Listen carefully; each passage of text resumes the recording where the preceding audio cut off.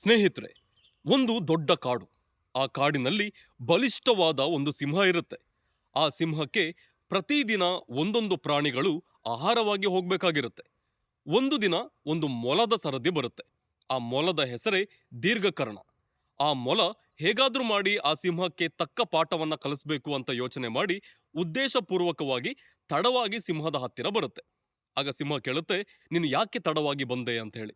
ಆಗ ಮೊಲ ಹೇಳುತ್ತೆ, ಸಿಂಹರಾಜ, ನಾನು ಬರುವ ದಾರಿಯಲ್ಲಿ ಇನ್ನೊಂದು ಸಿಂಹನ ನೋಡ್ದೆ. ಆ ಸಿಂಹದಿಂದ ತಪ್ಪಿಸಿಕೊಂಡು ಬರೋದಕ್ಕೆ ಸ್ವಲ್ಪ ತಡ ಆಯಿತು ಅಂತ ಹೇಳುತ್ತೆ.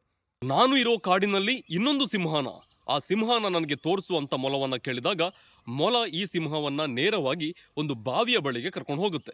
ಬಾವಿಯನ್ನ ತೋರಿಸಿ, ನಾನು ನೋಡಿದಂತ ಸಿಂಹ ಆ ಬಾವಿಯ ಒಳಗೇನೆ ಇದೆ ಅಂತ ಹೇಳಿದಾಗ ಈ ಸಿಂಹ ನೇರವಾಗಿ ಹೋಗಿ ಬಾವಿಯನ್ನ ಬಗ್ಗಿ ನೋಡಿದಾಗ ಬಾವಿಯ ಒಳಗೆ ತನ್ನದೇ ಪ್ರತಿಬಿಂಬವನ್ನ ನೋಡಿ ಆ ಸಿಂಹ ನಿಜವಾಗ್ಲೂ ಬಾವಿಯ ಒಳಗೆ ಇದೆ ಅನ್ಕೊಂಡು ಆ ಬಾವಿಗೆ ಹಾರಿ ತನ್ನ ಪ್ರಾಣವನ್ನ ಕಳ್ಕೊಳ್ಳುತ್ತೆ. ಸ್ನೇಹಿತರೆ, ನಾವು ಎಲ್ಲಾ ಕೆಲಸವನ್ನ ನಮ್ಮ ದೈಹಿಕ ಬಲ ಮತ್ತು ಶಕ್ತಿಯಿಂದ ಸಾಧಿಸೋದಕ್ಕೆ ಸಾಧ್ಯ ಇಲ್ಲ.